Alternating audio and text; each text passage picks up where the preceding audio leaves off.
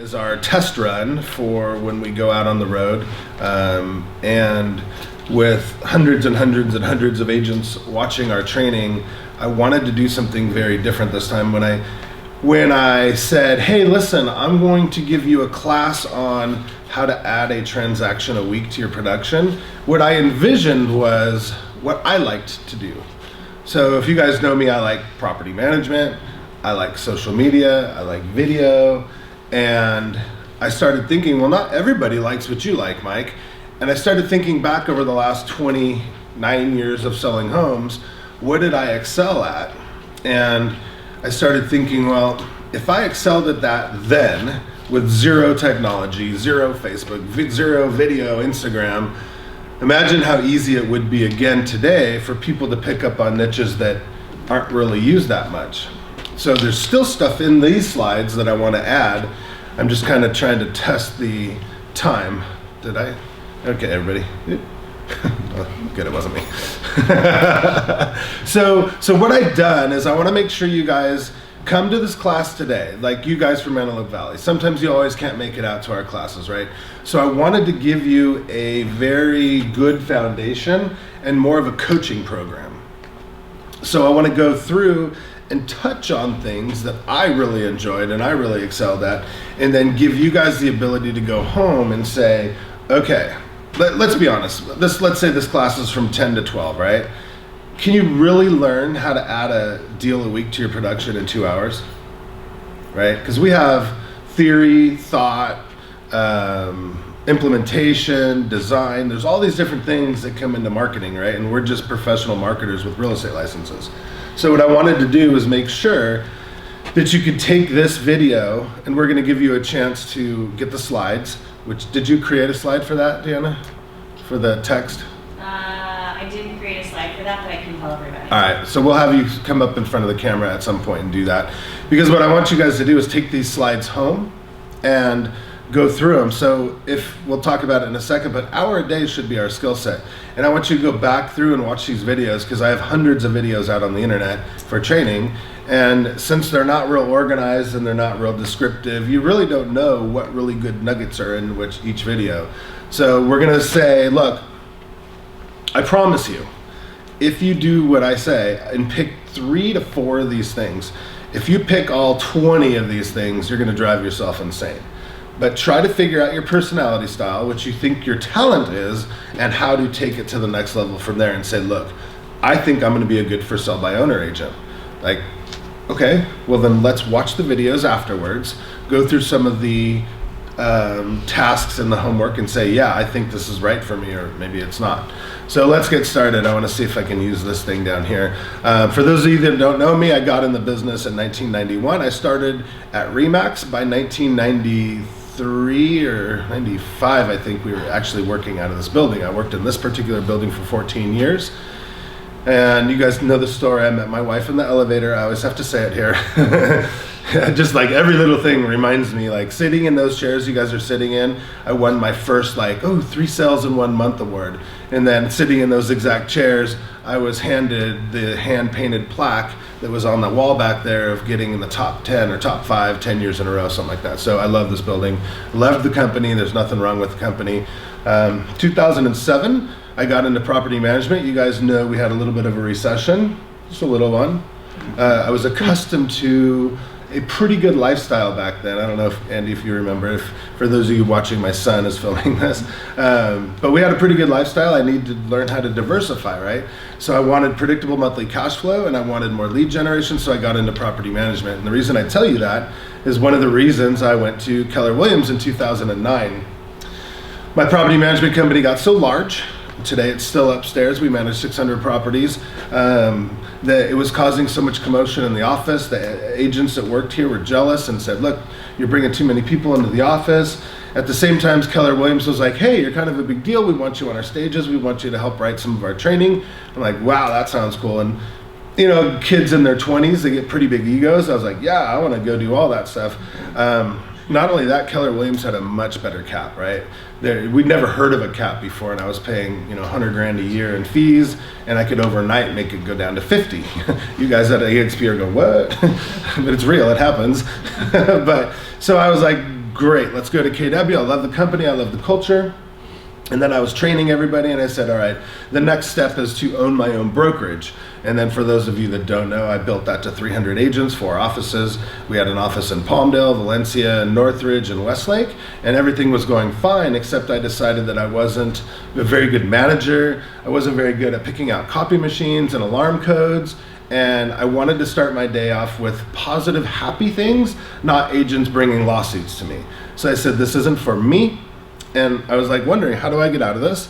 And I found the EXP model and fell to my knees and prayed to God and said, how do I unwind 300 agents in 4 offices? God answered my prayers, let me do that. 3-month escrow, I was at EXP, and now I've been here 17 months.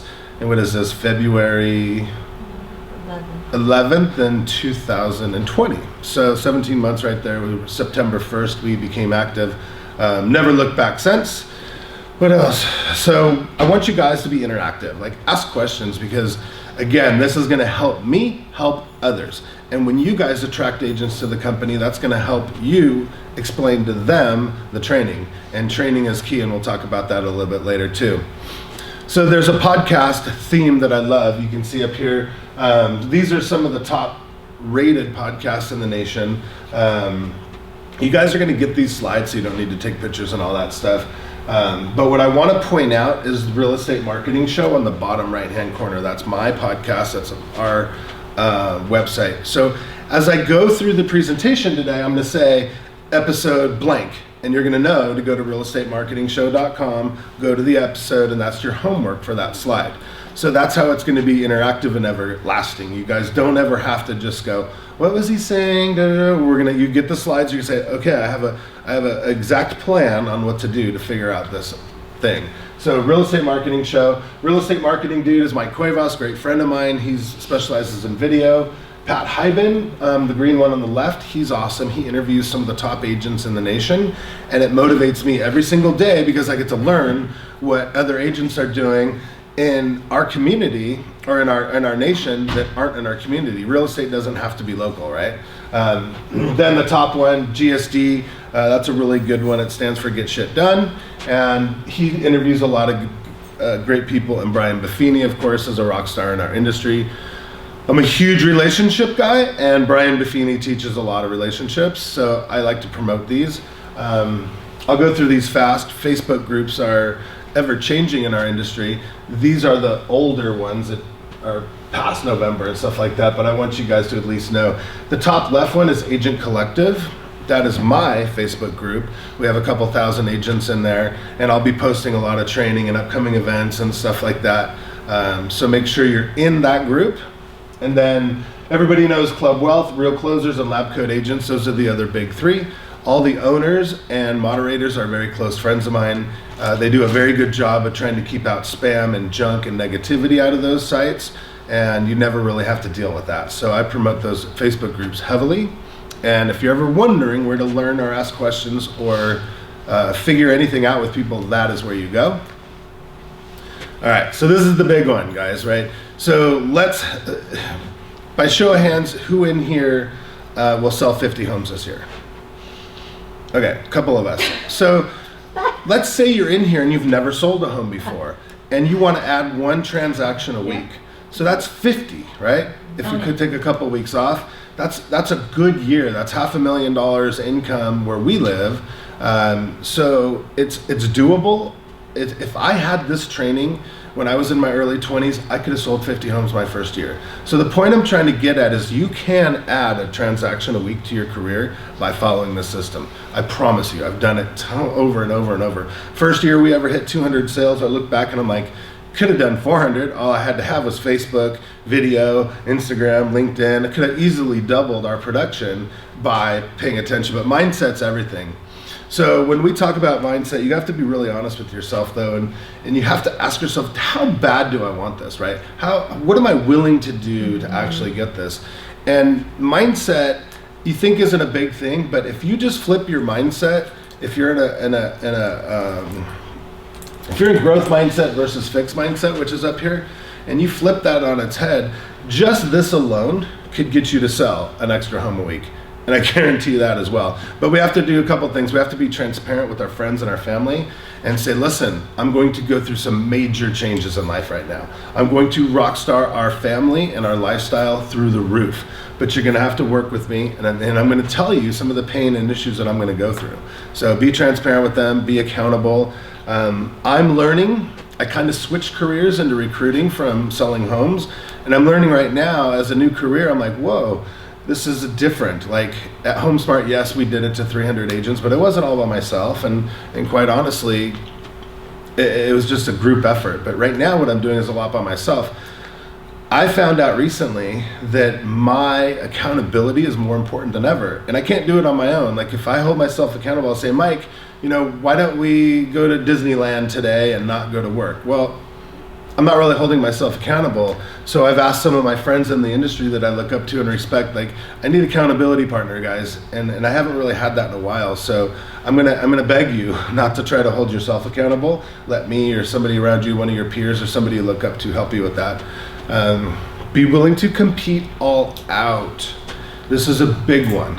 And when I coach agents, and it doesn't matter if they're in Florida or Seattle or Bangor, Maine or San Diego, I keep running into the same things in this market. These people, so for instance, I have a video on how to get your offer accepted every single time.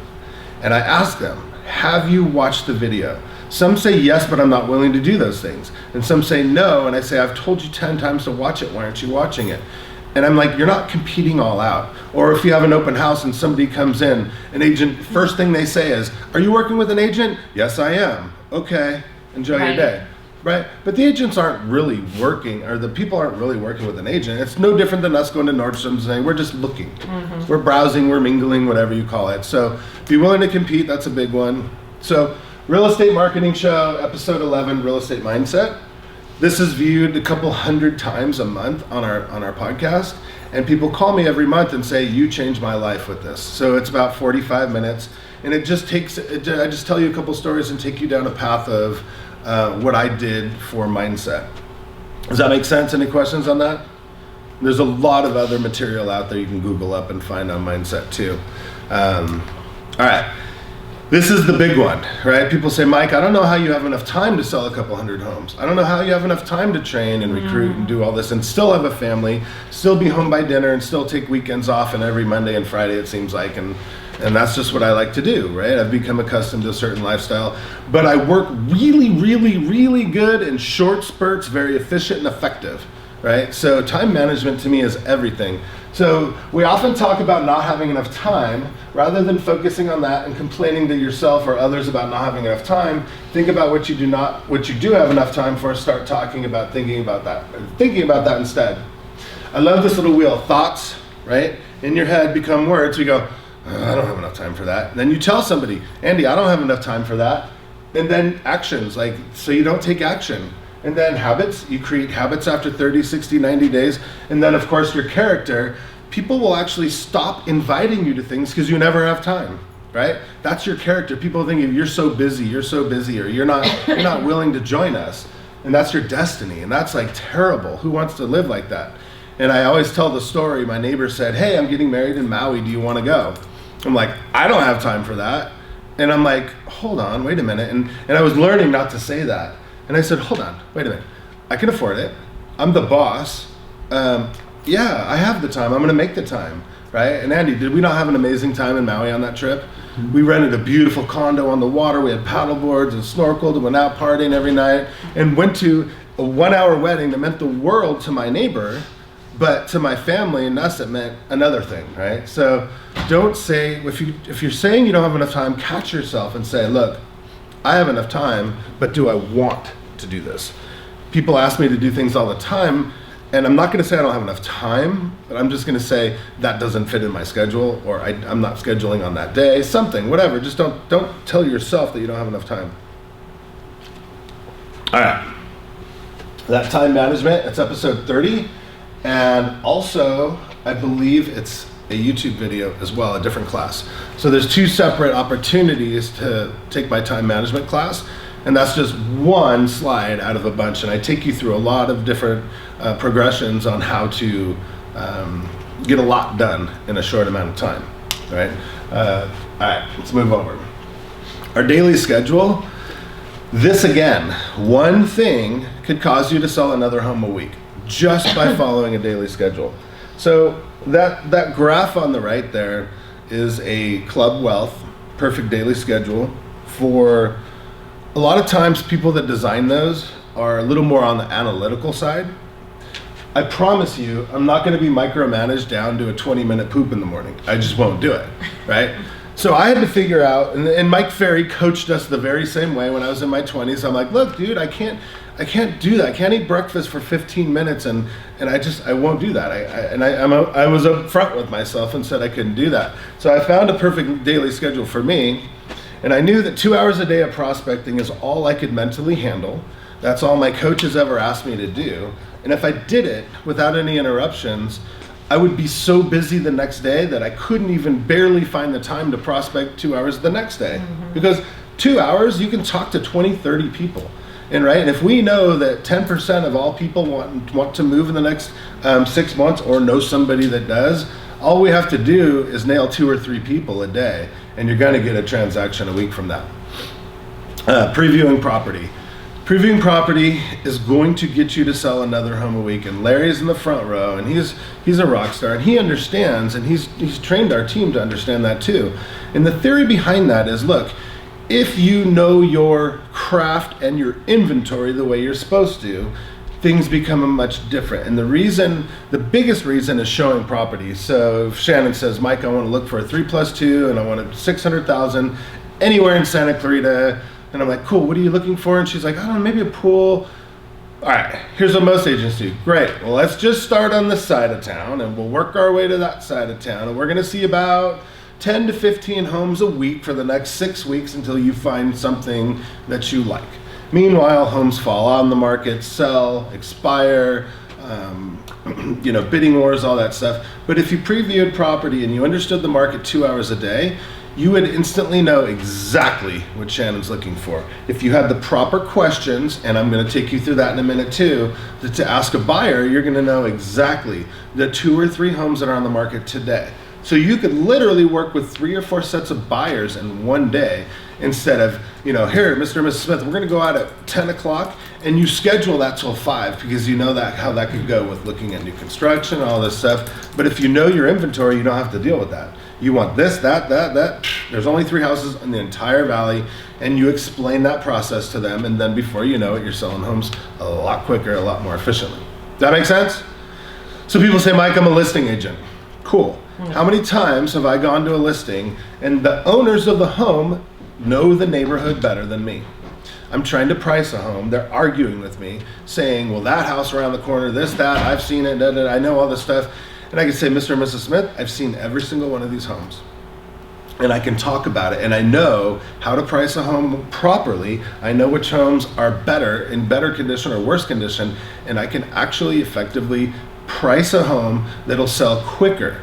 If you don't price a home properly, and if you don't prepare it properly, it'll sit on the market, not in today's market, but in a normal market, it'll sit for 30, 60, 90 days and eventually expire. And that is the worst thing that could ever happen to a realtor, right?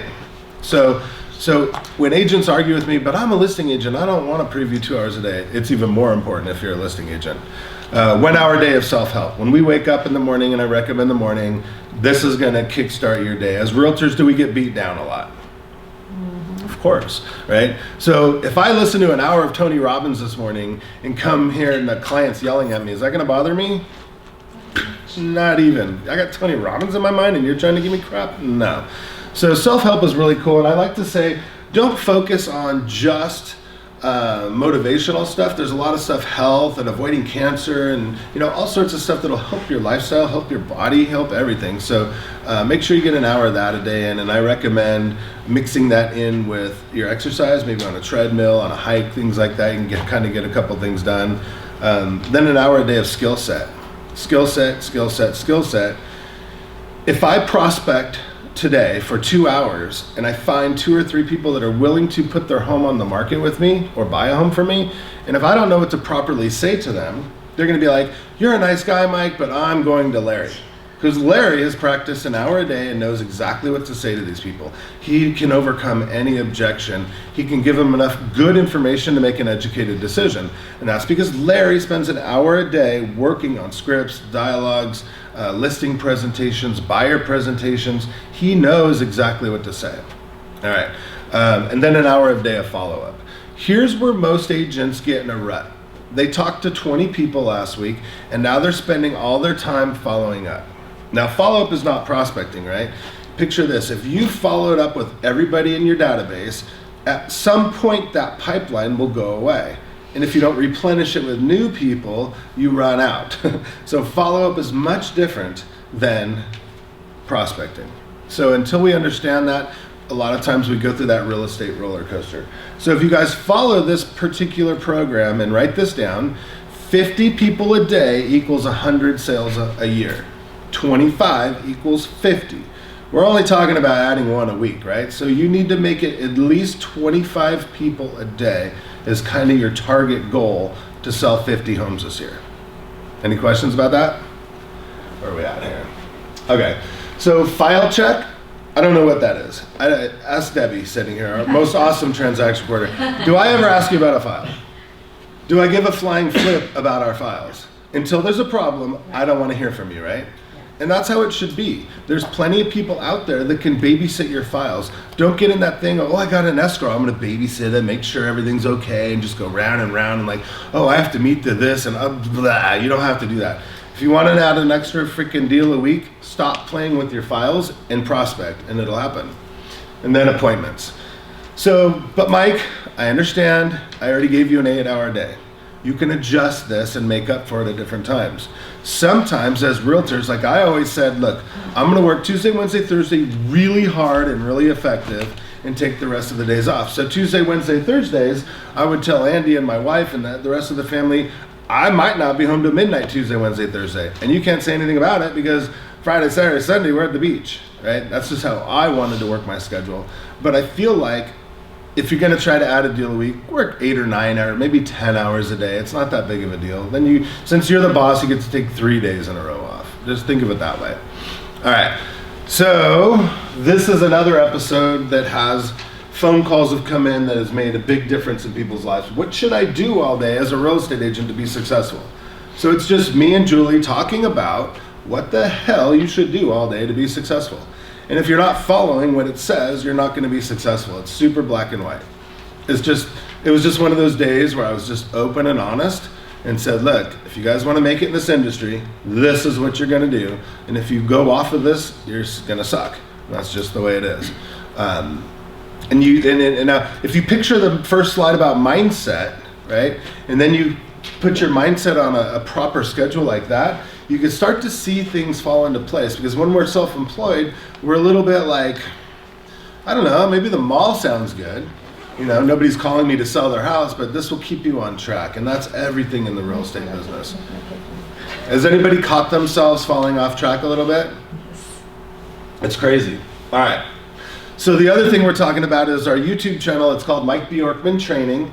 This picture is wrong. This is the consumer-facing YouTube channel, but I still wanted to point it out too, because you should be getting your consumer-facing YouTube channel up as well, and we're going to talk about that a little bit later. So Mike Bjorkman Training is the YouTube, and that's where a lot of the videos are held. All right. So my thing has always been and always will be community outreach. So community outreach to me is fun, effective. We have Brian sitting in the back of the room. I don't think I've ever been to an event and not seen Brian Schlick there, right? Brian's business is photography. It's up to him to be out in the community and prospect that way. Would you call that prospecting? Absolutely. Okay. So what I know about watching photographers in our area is because of what him and his wife have done with community outreach. They've been able to do things that I haven't seen other photographers be able to do, right? Just moved into a new studio and a new house and all this great stuff, congratulations, because of community outreach. Now, not that they're also not great info marketers and video marketers, but I believe community outreach launched everything they did. So the quality of your sphere is much better than door knocking, right? The sphere of influence are people that own businesses that can afford to buy, sell, rent, invest, or refer to you. That's a high quality sphere of influence. It's much different than your drunken friends from high school. This is like business people that want to be successful. It's pretty interesting. Hugs are better than handshakes. When you get to know your community, they get to know and respect you. They will give you hugs. It's very rare you're gonna see me shake a hand unless it's the very first time I meet somebody at a community event. That's just the way it is. Charity is a big thing with community outreach. It shows you, I hate this thing. I'm moving to the other side, I don't care what anybody says. Charity is like, it's a win-win. Oh, this is uncomfortable.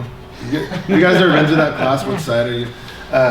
But charity is a win-win. Like, pick something you're passionate about. My wife and I donate a couple $100,000 a year, and it's things that we're passionate about. Boys and Girls Club, Domestic Violence Center, rescue dogs. We gave you a warning to put that on silent a minute ago.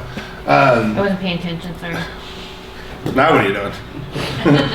All right, so charity, pick some stuff you're passionate about, really focus on it. Don't do it just for business. If you're doing it just for business, everybody's gonna know, and you're gonna be just the chamber whore. Nobody wants you to be that, right?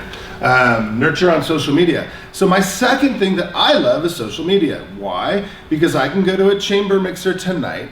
I can hook up with them however they want. Larry, how do you want to communicate with me here on out? Do you like Facebook? Do you like Snapchat? So I can go home and nurture that relationship that way. Put them in Facebook, put them in a list, community outreach. Now I can market to that person. I can fix the algorithm with Larry. If I think Larry's an important business owner and he might want to sell his home, I will make sure I have breakfast, lunch, and dinner with Larry, even though I can't see him very often because chamber mixers are once a month or whatever. But now I can communicate with them, follow up on our conversation, and have a good time doing that. And it makes that handshake, like how many times have you come home from a mixer with a pocket full of business cards, you're like, I don't even remember, right? No, I'm not gonna let Larry do that to me. Larry's gonna know who I am, when I am, how I am, and he's gonna get to know me. And quick story, when my wife was pregnant with my youngest son, Max, life became very boring very quick, right? We couldn't really do much. So we became very involved in the community. She was an ambassador for the chamber. That year she got ambassador of the year. And my production went from about 75 homes to 125 in 1 year. And as I looked back, almost all that business was from community outreach and just chambers and charity auctions and things like that. And that's how I became very deadly with my competition with community outreach. If you guys might know, you go to a chamber mixer, there's 40 other realtors there, you walk in and go, oh, it's a real estate mixer, I'm gonna go home, right? I felt like that the first time. And then the very first night I got a lead, and I was like, well, why wouldn't you call so-and-so? They're really big in the community. We don't like so-and-so, we like you. I'm like, huh, all right. So wait, if I'm not a jerk off and I don't fall down and be an idiot, you might want to do business with me? Yeah, okay. So it happened over and over and over and over, and I was like, all right, pretty cool.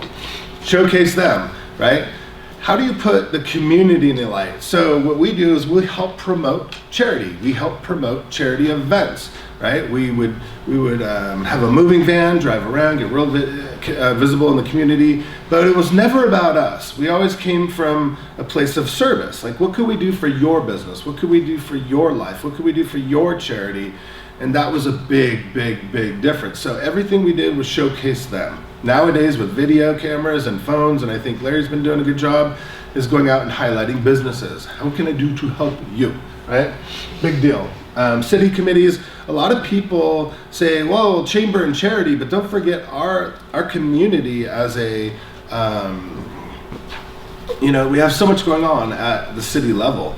And the city is always asking for help. So I remember one time a big wig in the community came to me and said, hey, I want you to go sit on a couple committees with me at the city. I'm like, I'm not a politician. I don't want to get involved in politics. No, it's nothing like that. It's helping your community. Sure enough, we were starting to organize community events that weren't necessarily charity, that did help charity, but it took my business to a whole nother level, gave me a whole nother sphere of influence, and I started kicking butt like that, and it just started snowballing with this community outreach. Go big or go home. When I say this is so important. Like, if you ever see me at a charity event or something we're pretty into, we go pretty big, right? We would always have the moving van. We would always bid the highest on the auctions. And I'm not saying everybody can afford to do those things, but when you can, I was always on stage, always running auctions, always an MC. My wife and I have chaired the Boys and Girls Club auction for 5-6 years now, and they keep having us back. So if you're gonna do these things, get up on the stage, roll up your sleeves, get dirty, get in everything's face, and just make a huge impact. If you're just the quiet realtor going through the buffet line going, hi, and nobody knows you, that's not gonna help you. But when you're on stage going, what's up, I'm Mike Bjorkman, thanks for coming here today, let's get this auction. And he's all embarrassed. But that's a big deal, and that's how you make an impact on your community, right?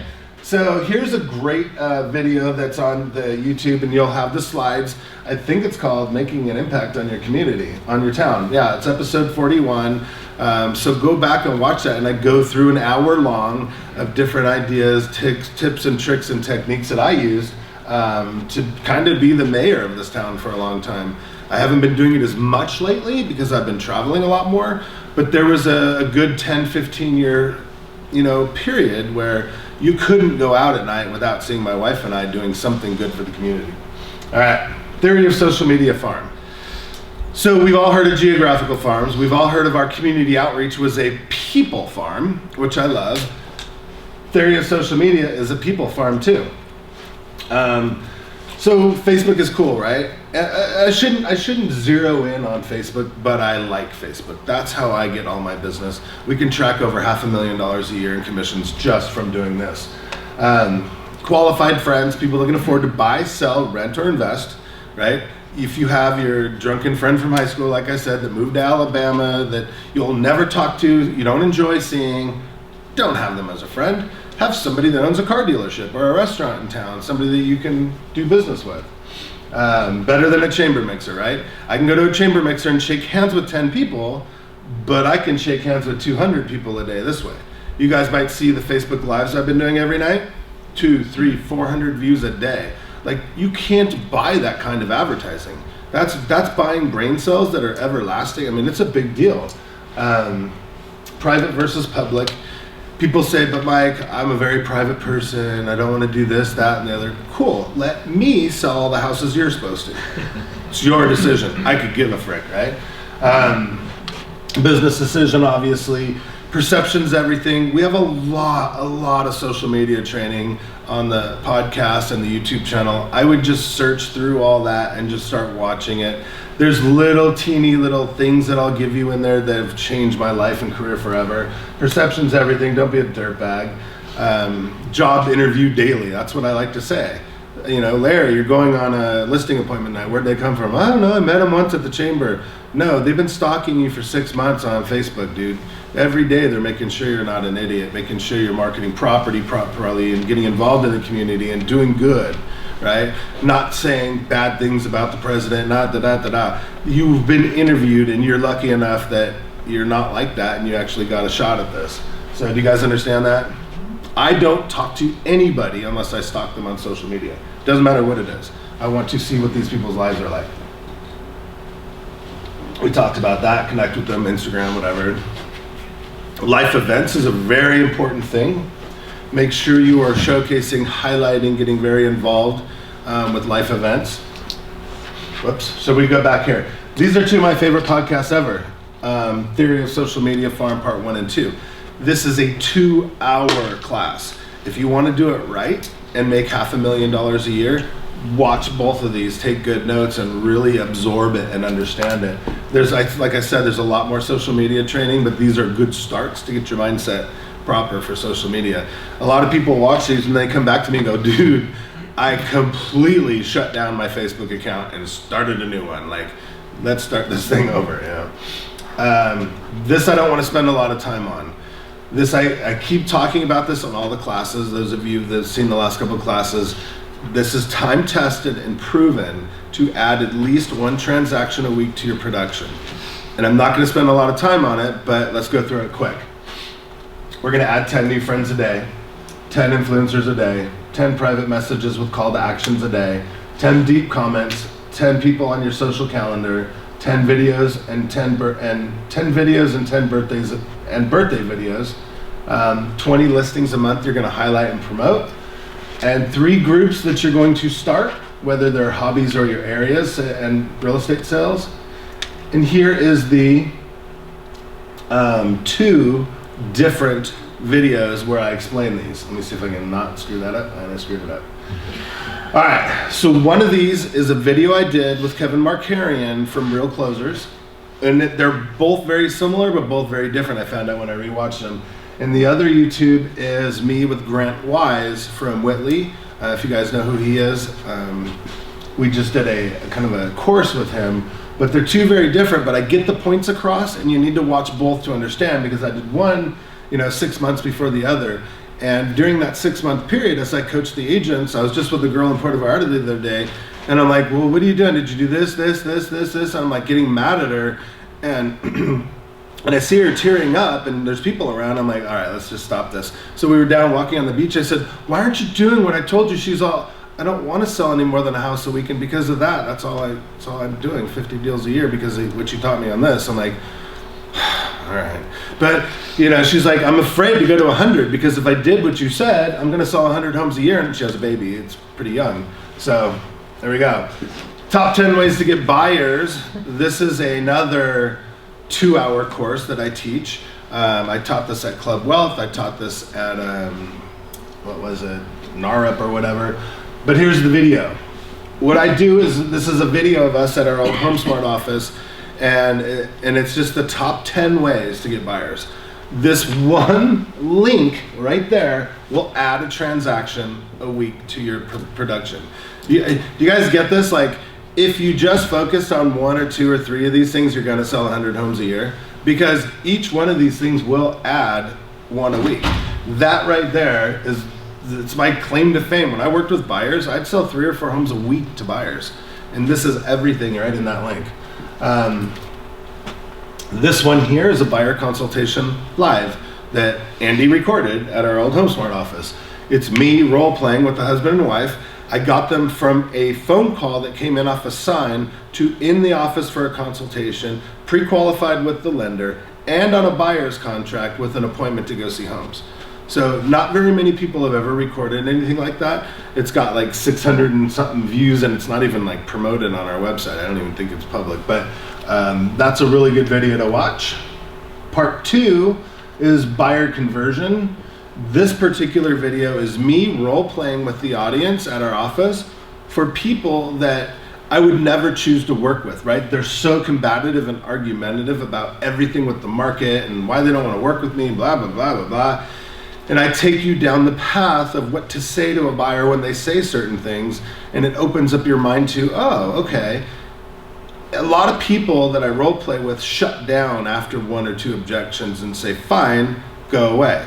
I take it all the way through to where there's no way these people are going to buy a house without me if they're serious about buying a home. So watch these videos. Buyer conversion scripts 1 through 2 and buyer conversion scripts 3 through 5.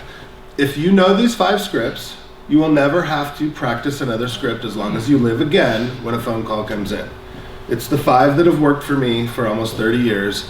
Whether they come in from a sign, an internet lead, a referral, it doesn't matter. These 5 scripts will launch you into stardom for buyers. Any questions? No? You guys digging this so far? Yeah, is it helpful? It's helpful when you go home and do the homework. Right now, I'm just opening up your mind to the possibility of selling 50, 100, 150, 200 homes a year. And when you really put all this down and take the notes and start implementing this, you will be like, holy crap. So that's why I was saying this is like a really coaching program, not necessarily a presentation for 2 hours. All right, let's move on. Who in here likes open houses? Why? Buyers. Buyers. You want to get buyers? Okay. Anybody else? How many people get buyers? Yeah. Do you think it's easy to get buyers? Kind of. You're right. It's the number 2 way to get transactions, and at least I would never not sell a home a month or a week from an open house. It's just the way you do them that makes all the difference in the world. People that have hardly any budget, best way in the world. People that are social people that really excel in public, best thing in the world. I mean, it is awesome. And I kind of wrote down a couple of my thoughts. It's the best training ever. And the reason why is you don't know who walks into the home, right? Could be an FBI agent, could be a buyer, could be a neighbor next door that wants to sell their home. Like, you don't know. So you have to be super alert, like ready for anything. Like, come on, bring it. And if you don't look at it like that, it's not gonna work. People will come in and out of the open house and walk right by you, and they could be billionaires, they could be, people ready to buy a home right now, so you just don't know until you do it the right way. So I say it's the best training ever. Massive time commitment though, right? It's if you do an open house properly, it starts Monday, it physically starts Saturday, and you're up at the crack of dawn preparing for this, right? And then you don't go to bed until midnight by the time you're done following up. That's a proper open house. And in this training, I'm gonna show you about it, and that's why it's a massive time commitment. Some of the best fun I've ever had in my life was at open houses. Like literally, I would do Friday, Saturday, and Sunday. And sometimes it wasn't for more business. Sometimes it was really, I was learning a lot. I was having fun, meeting people. And I was just like, wow, I'm getting the groove. So I didn't want to, a lot of times I was proving to myself, is real estate really this easy? Like, can I really make this it's a license to print money. You give me these little signs right here, and each one of those is worth, $100 grand a year. It's like stupid. So I was like, all right, let's have fun with it. But it does require mastery. Club Wealth has a blog. If you guys don't know what Club Wealth is, that's a very high-level coaching company, Michael Hellickson's company. I love this blog, and it's how to create a really cool open house. The second one here is Brent Gove, Mega Open House Training. Brent Gove, if you don't know who that is one of the number 3 money earners at EXP, making about 400 grand a month as of today. But he runs a team up in Sacramento, about 22 agents, and he basically started his career with open houses. So I love that training. And then of course, my open house training is the best. But these basically, I think there's even more. Oops, nope. All right, so these, if you watched and paid attention and practiced just those 3 videos, you would never have to do anything again in real estate to make another sale a week. Just that, that's it. You could retire and just do that now. You don't have to go to social things. You don't have to do this. You don't have to do video. You don't have to do crap. Just do these 3 videos and you can retire, okay? You like that? So I think open houses are pretty cool. Larry, will I do an open house? No. Because why? Because you're traveling. You don't need to. You do. Now I don't like people. Because you do it all on social media. Yeah, so. Exactly. See, I told you 3 things, right? Social media, community outreach, and property management. I can only master 3. I used to master this, but I've also chosen, it's hot as F here. It's cold as crap. I've chased enough open house signs down Lyons Avenue and almost gotten killed plenty of times. So there are some things about it I don't like, and I won't do them anymore. But if you dropped me today, any other city on the planet, I would start open houses every single day. And I promise you I'd sell a home a week starting week 1. All right. For sale by owners, I wrote the exact same thing down last night because I thought it was cool. Best training ever. Very similar to an open house. When you go to a for sale by owner, these people hate you. Hate you. They don't know why, but they do. They just need a little more information. And if you're the right person to deliver the information properly, they love you, okay? But again, like open houses, massive time commitment. Because it's very rare where you get good enough to list them on the first appointment. Sometimes it takes 2, 3, 4, 5 appointments, but it's worth it. Fun too. Some of the best clients I've ever had started out literally pointing a gun at me when I went to their door to just in tears hugging me when we closed escrow. That to me is fun. That's one of the reasons I got in this business. But all I figured out was like, look, these are nice people. They're just confused. They had some dillweed agent tell them 20 things wrong, lie to them, try to scam them. And all they wanted is somebody nice to help them sell a home for a lot of money in a quick amount of time. That's all they want. However, it requires mastery. There was a point in this town where somebody would put a for sale by owner sign up and I'd be the only agent going after him because the other agents in town knew it was a freaking waste of time to go up against me. That's how good and that's how much I practice for sell by owners. So when we do the text 2 later, I have a book that I wrote in 1992 that I used to hand out to for sale by owners. It is a guideline that'll help you with almost every script, every dialogue, every objection, that you can sit down with a for sale by owner. You can make video clips. You can do so much content with it. I used to write articles to the Signal back in the day, and all this stuff came from this little book that took me like 24 hours to write that I'll give you guys. So it's not a big deal. Remember that. All right. This is another 2-hour class that's worth it to watch. Part 1 and 2 on the podcast. It's pretty intense. And the ideas only get better now because of social media and because of the things we can do with Facebook ads and things like that. So I would watch the holy moly out of those. Anybody in here like geographical farming? No? Shannon, you don't have an answer for me yet? All right, so here's the deal. Geographical farming is amazing. What I like about geographical farming, it's very similar in my mind to property management. When done properly, you get to go away on vacation and have your phone ring. Very different than prospecting, right? But you get to do the prospecting on your own time, with your own budget, your own, I don't know, it's just your own game plan. And if you do it right, you can penetrate a marketplace. I had 700 homes, 30% penetration, and the most anybody has ever gotten that I could find was 20%, because I did over and above what you're supposed to do. Massive commitment again, massive. You can almost say this is the one and only thing I'm going to do is try to take over a geographical farm. Very expensive. In today's market, I'd say you're going to spend, on average, $1,000 to $1,500 a month minimum for a geographical farm, minimum, right? But if you think about it, if you had a 500 home farm and you're getting 4 or 5 sales out of that and you're making 50 grand a month, is putting 2 grand in pretty good ROI. Yeah, it just takes 3 to 6 months to get to that level of income. Very social. You have to be in this neighborhood's face, right? Not a good plan for me.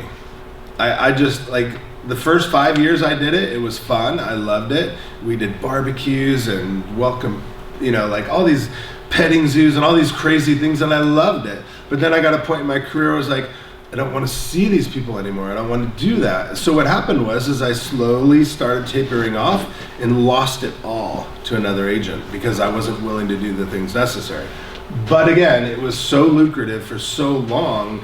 And I'll tell you what happened, because it might be in one of the things.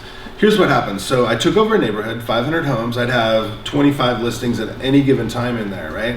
So you think, wow, that's a lot of home selling, da-da-da-da. But what people don't realize is their best friends live all over the town. Their kids buy homes elsewhere. They retire and move elsewhere. So these farms create business all over town. Now you're so busy trying to fulfill all these referrals that you neglect your farm. So it's almost like you need a team to work a farm properly.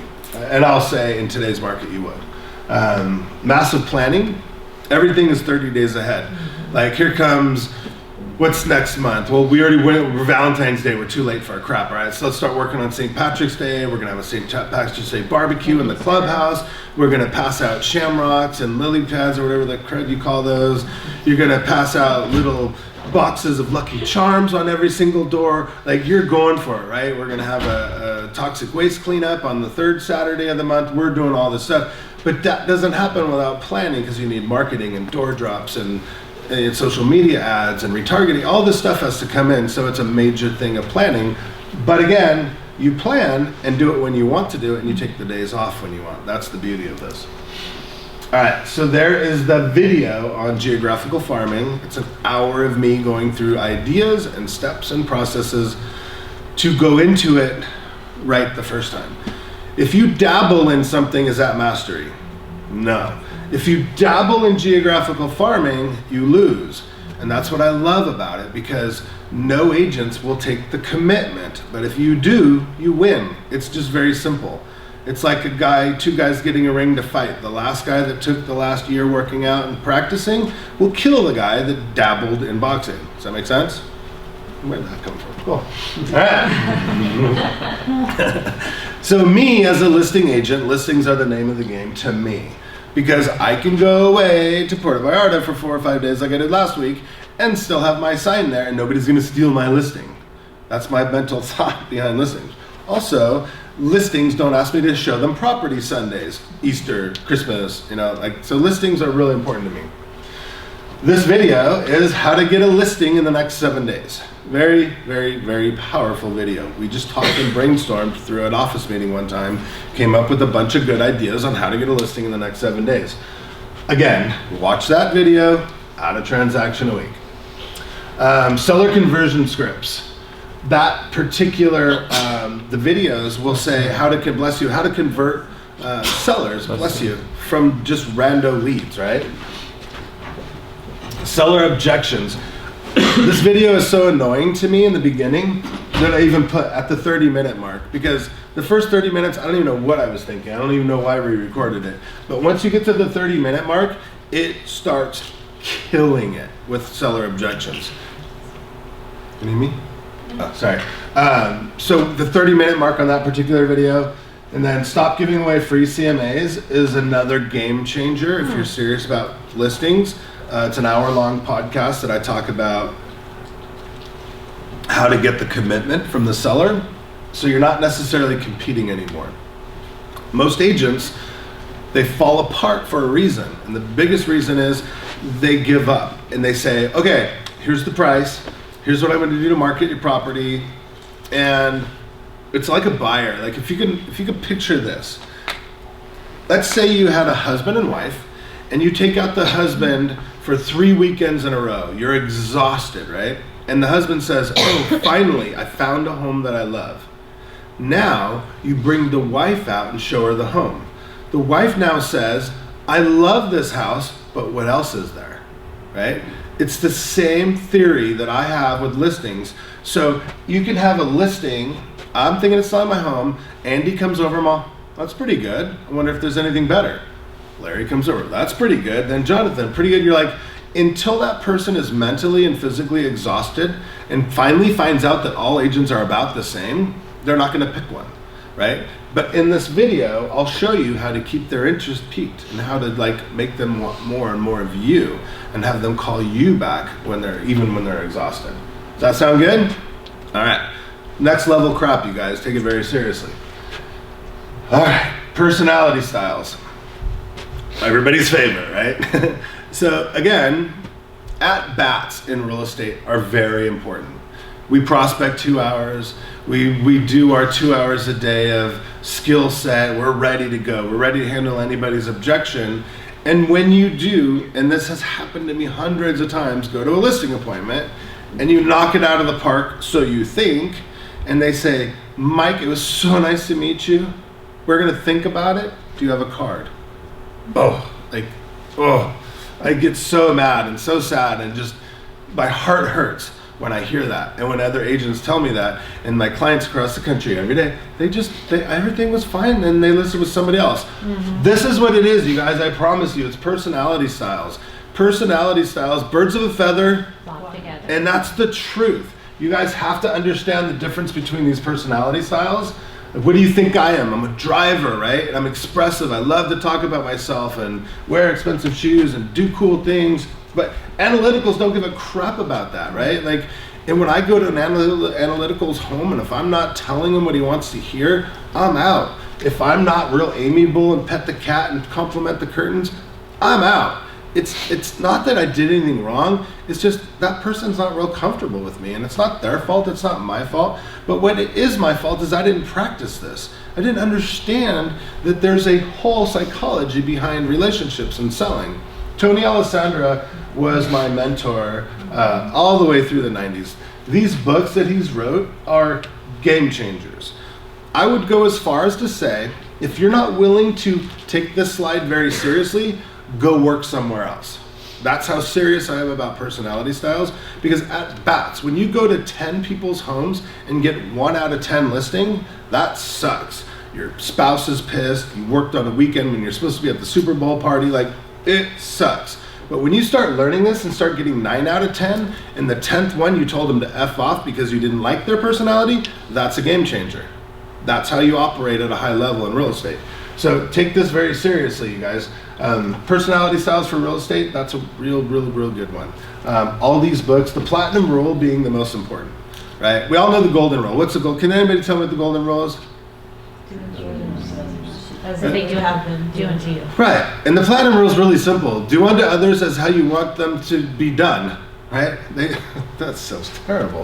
I'm sure Tony can explain it a little differently. As fun as my way sounds. All right. It's a boomerang.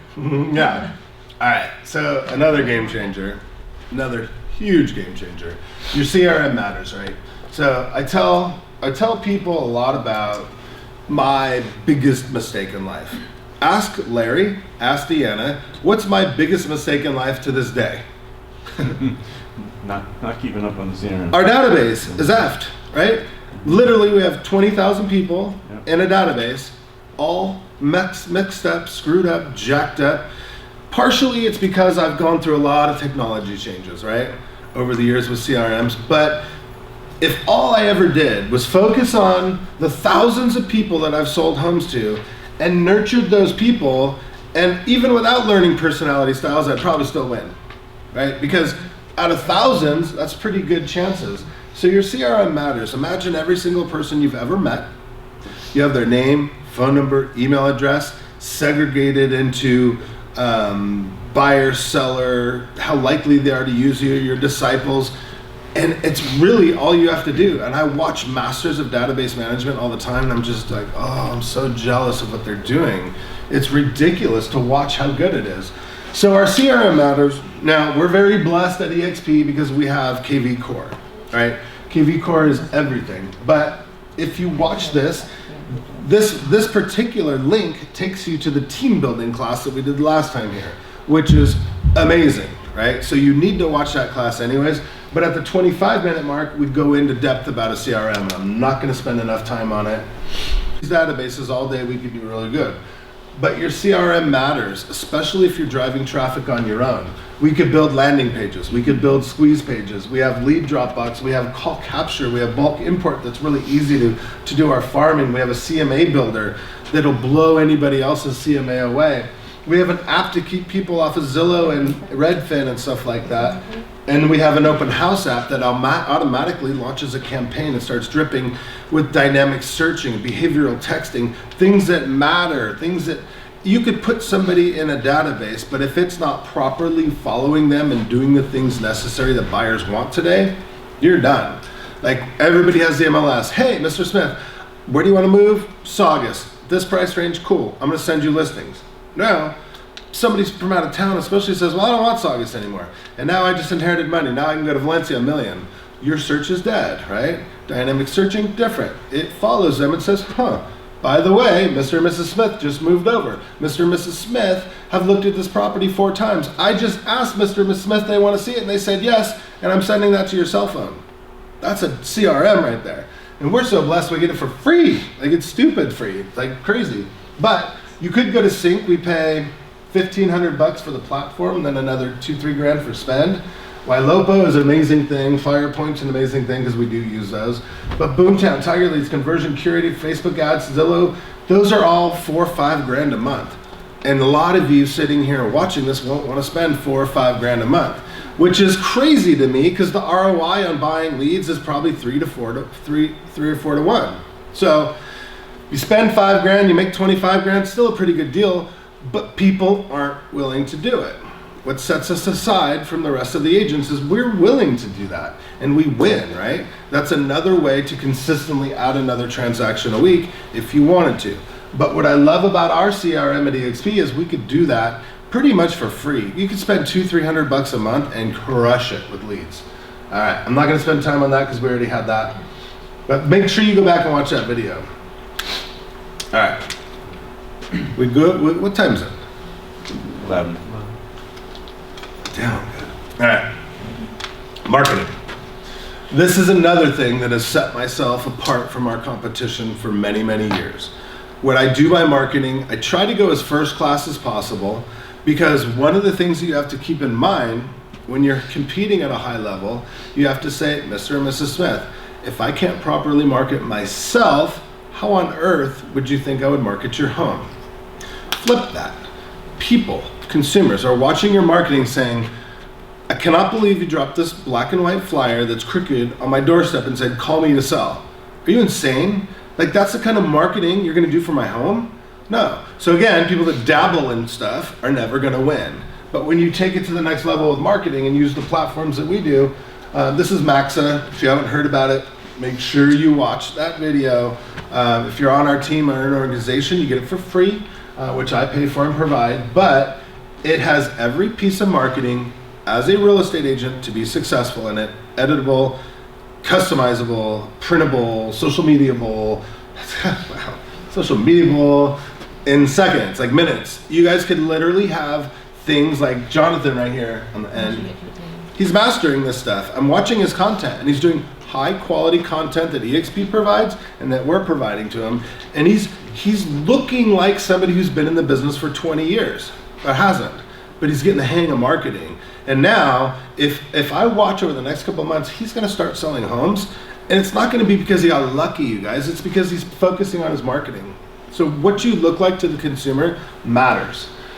All right, so that's Maxa. Breakthrough Broker is the other software that we get from EXP that's usually $300 to $500 a month that we get for free, but it's awesome. You can have an in-house designer, but most people can't afford it. Outside designers, most people can't afford it. Now we get to presentation. So a lot of my success too is when I go up against 3 or 4 other agents. Presentation is everything. Not only am I highly skilled at scripts and dialogues, market knowledge, but I also present like no other.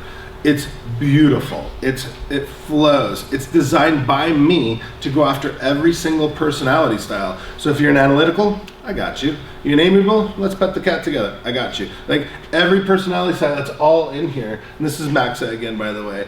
But when you go up against me at a listing appointment, okay, first of all, I know what to say, but when I show them what I'm gonna do to market the property, what I've done to market myself, it's a whole nother thing.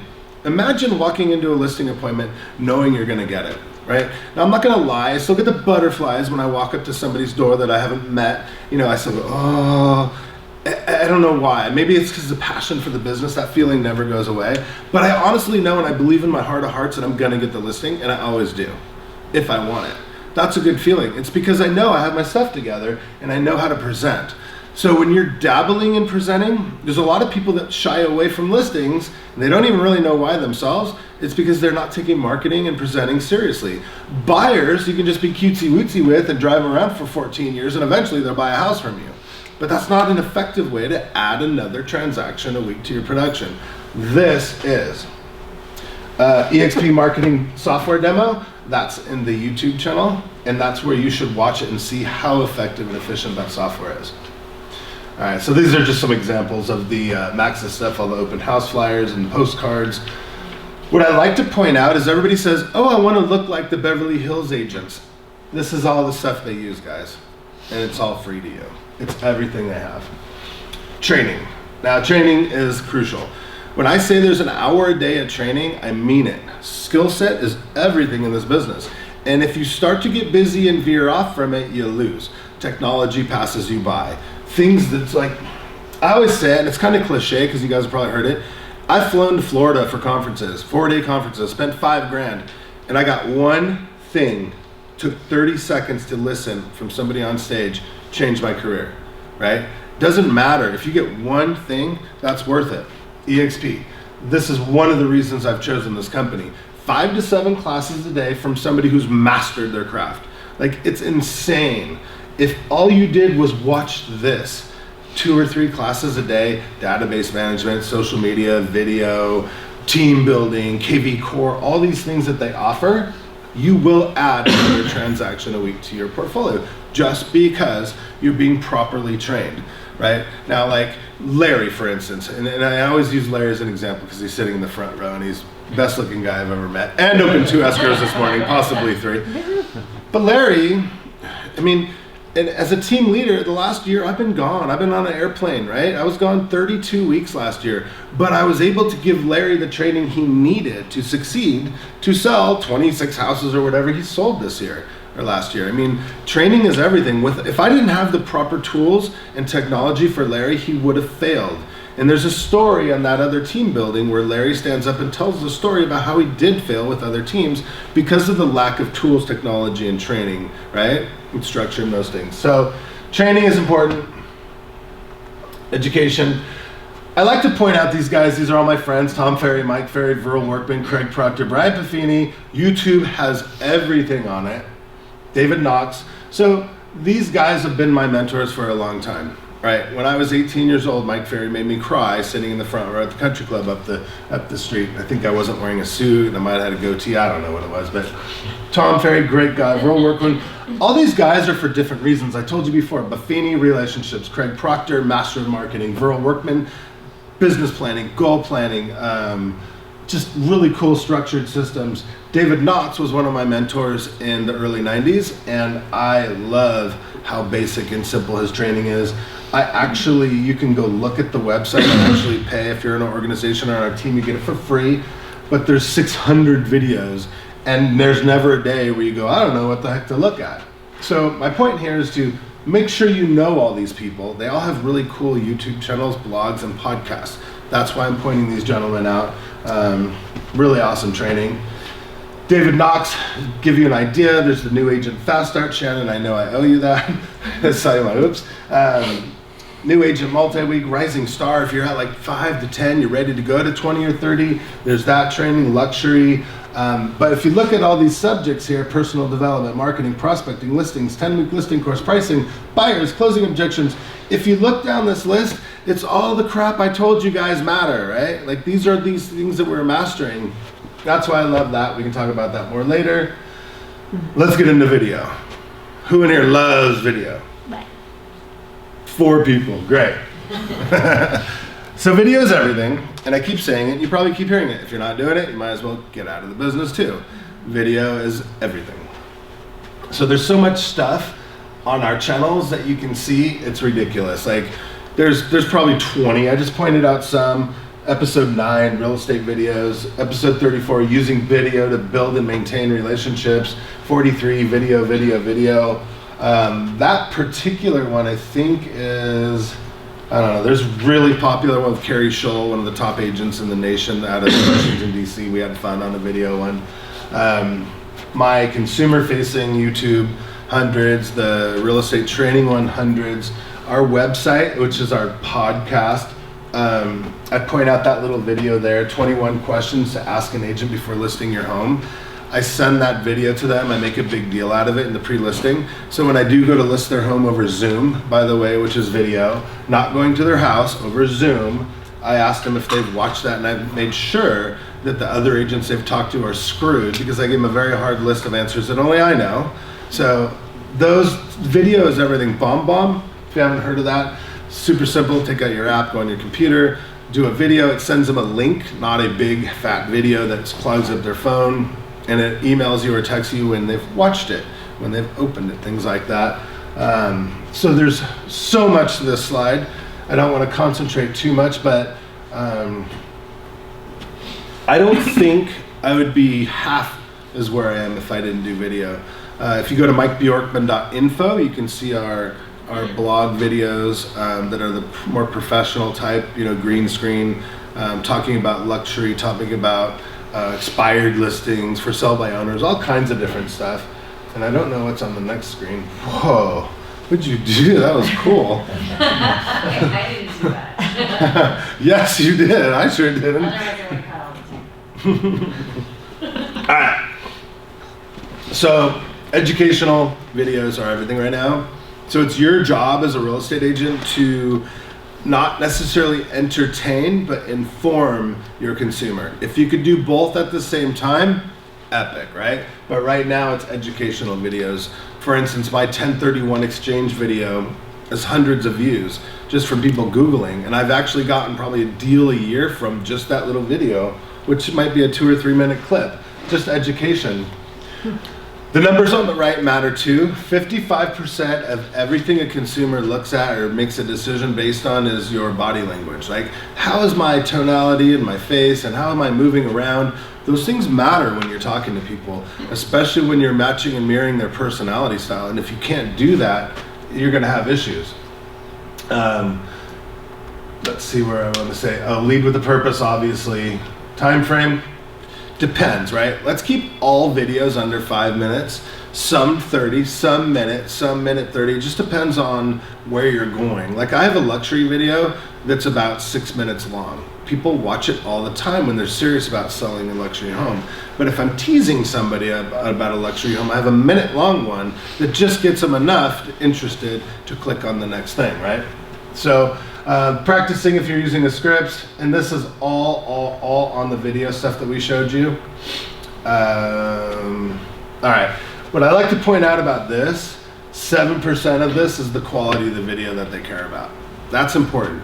So don't get all caught up and don't get ready to get ready. Like later on, if there's time, we're gonna have Deanna share some social media tips with you, and you're gonna watch me probably kick her for what she put on that video, on the slide. I did see that this morning. Here, do video even when it sucks, and there's a picture of me all. And try to keep them evergreen, right? Some of the biggest mistakes I've ever done, which is a great example right now, is because that YouTube channel, there is tons of videos of me branding my last brokerage.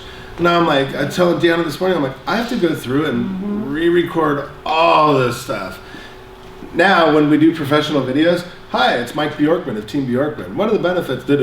And it could be Remax next week if I want. It could be Assist to Sell the next doesn't. It could be who cares what it is the next week. So keep it evergreen. On this, when you get the slides, if you're having a hard time thinking about what to do videos on, here's a really good list. Ooh, we are gonna have time for Deanna. All right, so before I have Deanna up, I wanna go over a couple things. So based on what you've seen today, are you excited to go to the next level and look at a little bit more of this stuff, right? So that mindset slide we started with is everything right now, you guys, because you can do this, right? I don't want you guys to go back and not sell a home for another 30 days. It's not fair to yourself. It's not fair to your family. It's not fair to the people that you care about. Like, you know, if I did ask what's your why, and everybody, I don't even need to look. I don't need to have you raise your hands, because I know what it is. It's your family, it's your friends, it's your siblings, it's people that are important in your life. It's people, right? I know your why is not a yacht. That's just me, right? but let's be real, right? Like it's you owe it to these people in your life to do this, because it's very simple. It's just a plan. It's just a process. You just got to do it, right? Like when are we going to draw the line in the sand and just that's enough, right? And if you are with EXP, if you're probably gonna be at some point, you all should be, but watch my boot camp video. I talk about removing fear out of your life, and you should watch it anyways, even if you never plan on coming to our company. But watch it, because there's about a half-hour piece of how I can easily take you down the road of removing fear. And fear is the reason why we don't do all this stuff. We're fear of rejection. We're fear of not doing it right. We're fear of stumbling. Like I'm scared to death. There's only, 20 people in here. I'm scared to death to come up here and talk publicly. It's not the easiest thing in the world, but I'm so passionate and I care so much about you guys individually that I'm willing to risk tripping over the worst tape job of a freaking extension cord I've ever seen. Andy. And Andy did not do that. This is why people don't let me do stuff, right? Because look, it sucks. I don't care. Like, I should never be taping up an extension cord. Right. That's just the way it is when we're... So, I want you guys to succeed. I want you guys to commit. If not to yourself, let's start with the people in your life that you care about. Because I started selling 50 homes a year when I was 22 years old, right? 22 years old, making $500,000 a year. I had a good life. I had a good time. You know, I always pick on Andy because he's watching, but Andy probably had one of the best. Andy, how was your life? Fantastic. It's still fantastic, for God's sake. But we can do things that most people can't, right? Like, we really can. And it's just a matter of how bad you want it, removing the fear, following the systems. You have me, you have Larry, you have YouTube, you have Google, you have all these people in your life. And once you start watching some of these videos that I've given you today, watch more. Don't just stick to that, because there's another 100 hours of tips and tricks that I've gone through my whole career that could really change your life. I want you to come to me 6 months from now and say, dude, I've already sold 25, 30 homes. And I'm going to say, why? And you say, because I listened to your video, Mike. I listened to your stuff, And it freaking works, because it does. We've time tested it on hundreds of people, not just in this town, but across the country. So can I see a show of hands of who's going to commit to some of this? All right, 2 people. Awesome. Just kidding. They all raised their hands. All right, Deanna owned a company called Start Social Media. Deanna's been working side by side with me for 10 years. She does mostly all of our marketing, and she's absolutely amazing. And I asked her today to give a few social media tips just as a little bonus to get your juices flowing on what to do with some of this video, what to do when you're planning your open houses and all that stuff. All right, Deanna, let's kill it. Yay. I'll go over here and I'll find a water. I know, he always sets it up for disaster. So I'm Deanna Miller. I co-founded Stark Social Media Agency with my business partner. We do web design, graphic design, social media management, digital advertising, whatever you need to make your business look pretty and sharp. For me, not you guys. No, I can help you if you need help. So I wanted to go through sort of just action plan steps, right? So we're talking about action, we're talking about taking action, and the place where we want to see the most action is going to be on social media. So one of the things that people avoid, and I know I've seen this constantly, is utilizing your Instagram stories. You can get a wealth of information for what people are looking for, whether it's home sales, home buying, whether you're thinking about doing an open house. You get a wealth of information just by asking questions. People want to tell you what their opinion is. They want to tell you, here's what I want to see, here's what I like, here's what I'm looking for. Because to be honest, people they go on social media because they want to get ideas, they want to get information. And if you're asking them questions, then they feel like their opinion matters. So using Instagram stories, one of the things I added last year was polls. If you do a poll, you can ask them about anything. What are your favorite restaurants in town? Where's the best place to get a beer? Where's your favorite place to get pizza? Last week we had National Pizza Day. I saw like nobody take advantage of National Pizza Day. You can look these up and ask people questions and get answers. And then when those people engage, that starts a conversation. And that's really what marketing is all about. You're marketing yourself and you want to start a conversation, you want to build a relationship. It doesn't matter where you are, where your farm is, where your network is. It's really about building those relationships and becoming somebody who's front of mind when they need you. So it doesn't matter what you do, but you want to be front of mind when they need you. There's also a lot of really cool other stuff that you can do in stories, but polls are definitely my favorite, and I don't think people use them enough. You want to use each platform for what it's for. Don't force Facebook to be something it's not for you. So, for example, Facebook is great for building and nurturing relationships. People don't take advantage enough of Facebook Messenger.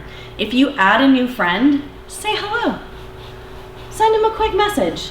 Mike does his birthdays, and he uses that in a really neat way. So whenever there's a birthday, he'll send a message to people who he wants to be front of mind with, but then also he uses those birthdays to get rid of friends that he's like, I don't even know this person. Where did this person come from? Because you only get 5,000 friends, and this guy is always at his capacity. So building and nurturing relationships, but also don't be afraid to look at those suggested friends and add them. See who your mutual friends are, and then you can say, hey, John Smith and I are friends. How do you know John? There's your in.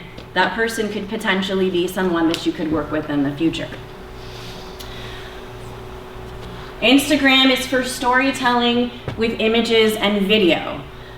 Images and video, it's so easy. Even if you don't want to take a video and have your face on it, let's say you're previewing a property, you're at a new restaurant, you're out with your family and friends at a festival or a local community event. Tell your story using pictures. Now that doesn't mean ignore your family and take a bunch of pictures and post them all at once. Take the pictures and add them later. Enjoy your time.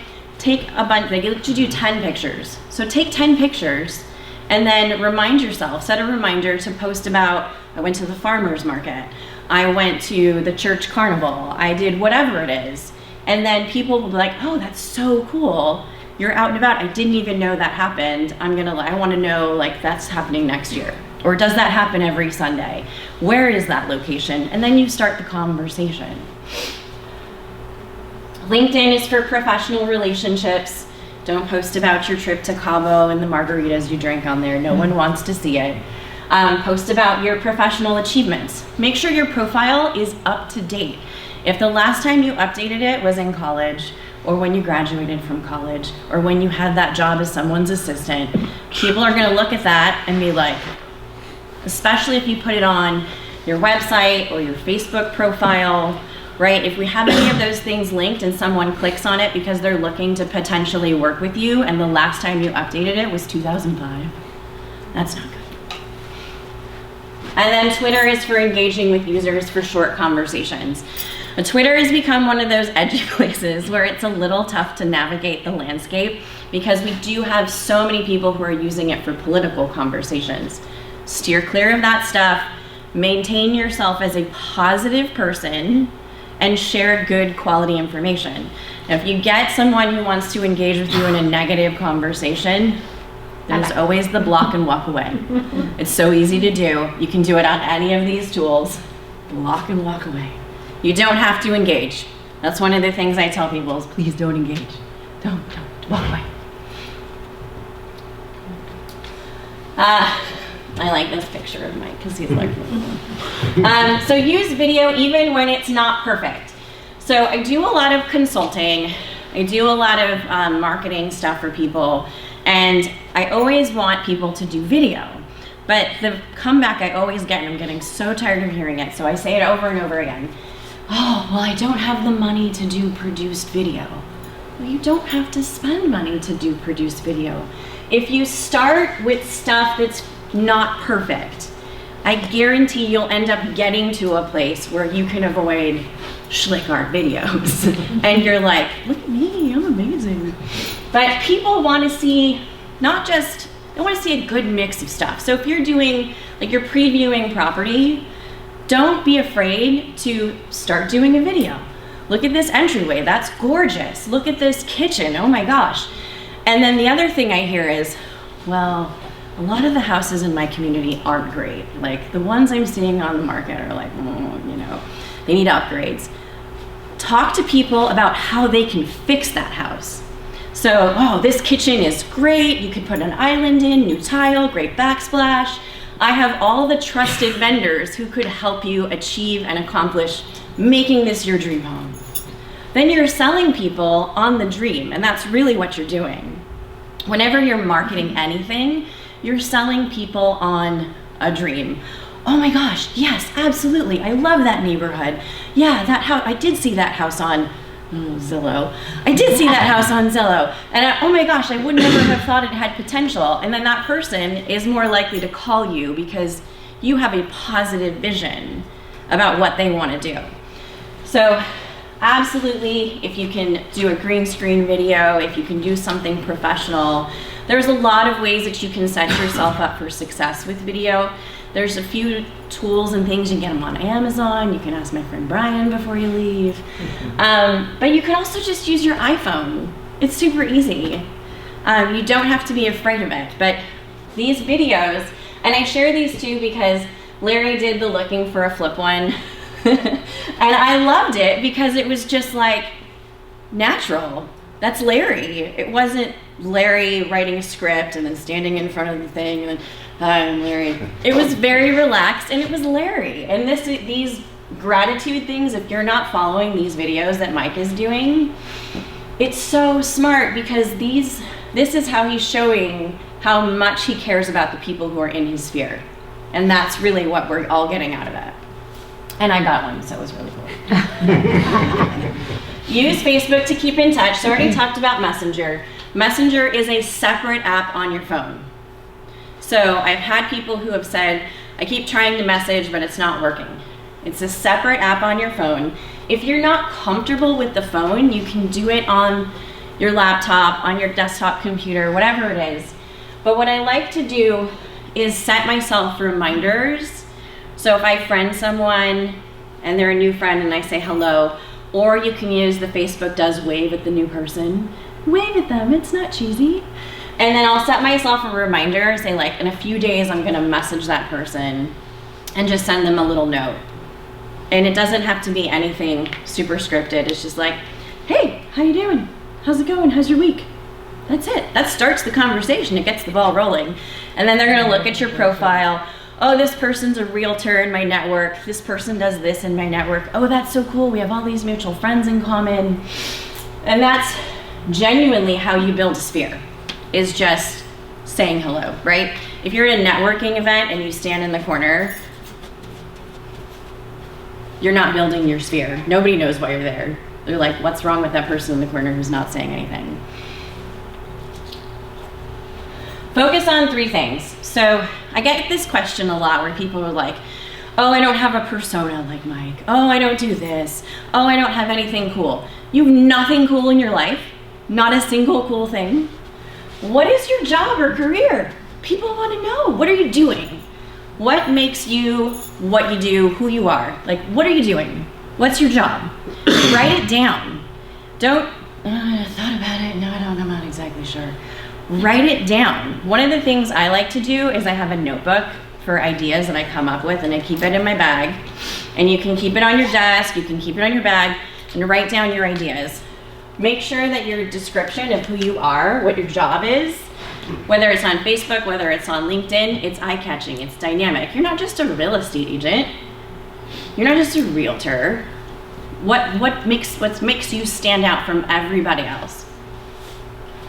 What is your signature hobby? So when people tell me like, oh, I don't have anything cool that I do, and then I see them like making ceramics, like that's something cool that you do. I saw one agent whose thing on LinkedIn, he just recently friended me, and his thing was real estate, socks, and something else. But the socks thing caught my eye, so I accepted the thing. I was like, yeah, that's cool. I like that, real estate, socks, and I think it was certain, like that was his like tagline for LinkedIn. That's neat. You can step outside the box, and it doesn't have to be like, I've been a real estate agent for 10 years and I work in Santa Clarita. Step outside the box and do something neat. What is something you love to do that people who don't know you personally on a daily basis would be like, that's so cool. I love that. That's so neat. And then add that to your bio and your profiles and things that you're sending out to people, because they want to know that you're not just stand at open houses on Sundays. That's my signature hobby. That's not a hobby, that's a part of your job. So what do you do that's super fun? Do you love baseball because you hang out with your kids and baseball is a part of your life, like Debbie? Debbie's thing is baseball. I see all the baseball stuff, it's like super cool. So figure out what your signature hobby is. Do you collect something? Do you have something that in your free time, that's all you ever want to do?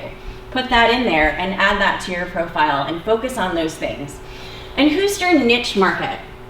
Now, yes, Santa Clarita, Los Angeles, Sherman Oaks, but who is your ideal consumer? Who are you going to connect with the most? That this person is going to get you. They're going to understand your signature hobby. And that starts with you knowing who you are, right?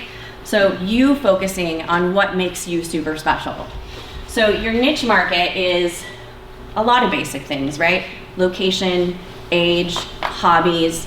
Did they buy a boat recently? Did they take a trip recently? What kinds of places and things are they doing? Who's your niche market? And write it down and remind yourself of it. So when you're building your Facebook audience or your Instagram audience to do advertising or LinkedIn, wherever it is you're gonna do ads, make sure that that's included in your parameters. Now, I know a lot of people have come across some of the stuff with housing, employment, credit. You have to accept it. The only thing that changes is that it makes you focus on 18 to 65 as your age range. That doesn't mean that you can't put in there that they're searching for a home on Zillow. That doesn't mean you can't put in surfing, skydiving, all these other things that will narrow down your niche market when you're advertising. So you can put in interests and hobbies and other criteria. You just can't break it down to, I want to just hit the 20 to 32 range people. They make you advertise to the whole age range, but that's the only difference right now. So don't be discouraged. Keep your social hyper-local. if your niche market is a specific area on a map, then you want to focus on posting about things that are in your area, right? You want to post about, we're getting a Lemley in Newhall. That's really cool. I saw somebody who did a video that was like a behind the scenes. Really, they just walked around the block. But you could do something really cool that's walking around the block going, we have, you know, this brewery and we have this restaurant and this is going to be housing. Find something in your area that's going to attract people and talk about it. Maybe there's new builds that are happening. A lot of people shy away from new construction, but we know that people need someone to help them with new construction. Those contracts are tricky, and I can speak from family experience. My dad went once without, and he was like banging his head against a wall. You want to help those people and build that relationship, so then 2-3 years down the road when they're looking to sell and they want to buy the bigger house, you're the person that they call, not somebody else. The other thing is good is that you're positioning yourself as the local subject matter expert. I know all the restaurants, I know all the cool kids activities, I know all the parks, I know the trails, I know things for runners, bicyclists, photographers, whoever it is that is a part of your niche market. These people are going to turn to you and go, okay, well, I'm moving to town, I want to move here, or I live here right now and I don't really like it. So you're going to be like, this is where you should move, I know exactly what you should do. Know your audience. So where do they live? What are their hobbies? Who are their friends? Are their friends your friends? If you have even just one mutual friend with someone, explore it and see how far it goes. Maybe it's somebody that you know through church. Maybe it's somebody that you know through kids activities, school. Maybe you went to high school together. And we've all learned that eventually people move back to their hometowns. Eventually it happens. I did, I'm back. Where do they work?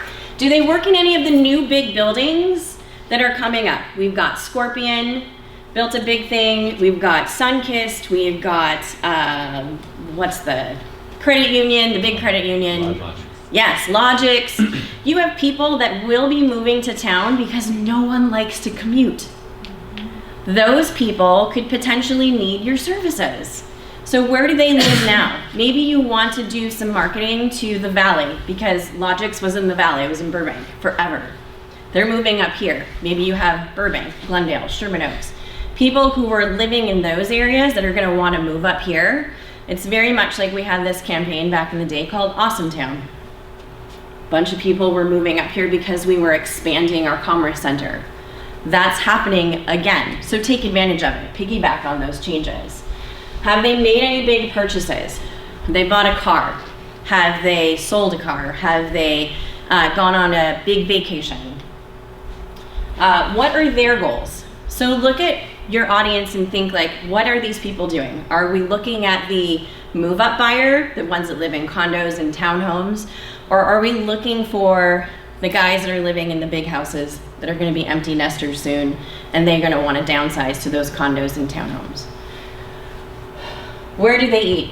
What kind of restaurants do they go to? Do they travel outside of the city where you live?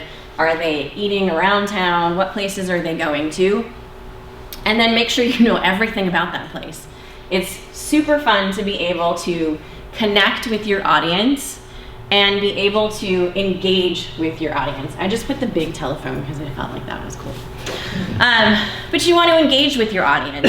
And like Mike said earlier in his presentation, you want to know how to communicate with your audience that is going to be the most effective for them. Is it a phone call? Is it a text message? Is it an email marketing campaign? Is it a Facebook message? Is it Instagram? We have so many people who want to be engaged with, but they just want it to be done in a way that makes them comfortable. So if you start with Facebook, you start with Instagram, LinkedIn, ask them, do you prefer a phone call or a text message? Should I email you the information you want, or should I call you with it? Should I drop it off, print it out and drop it off to your office?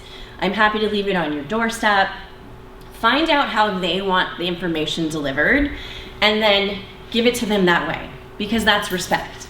And when you engage with your audience respectfully, they're going to be super excited to give you business, but then also refer you business.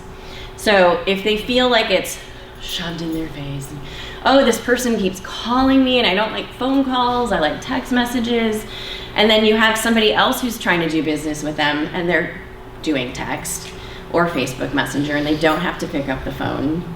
There's statistics that show, 42% of people don't want to pick up the phone. So find out who those people are that want the phone picked up and then engage with them that way. Remember, you are the brand. So these are all our headshots. And Schlinkart did all our headshots.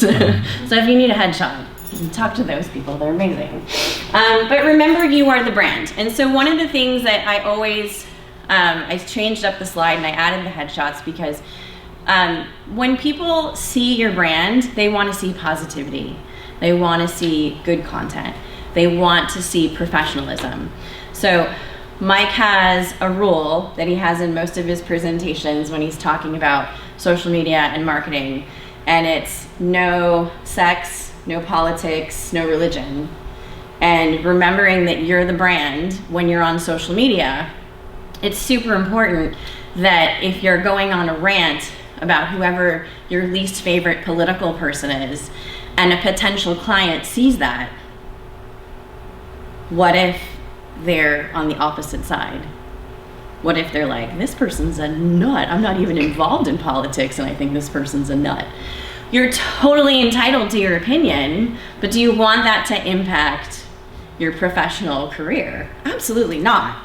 But also, do you want to put someone off who may be thinking like, oh, this person seems amazing, super wholesome, super awesome, and then you go live from your, trip to the Bahamas and you're hanging out with a bunch of drunk, crazy people, and they're One like, time.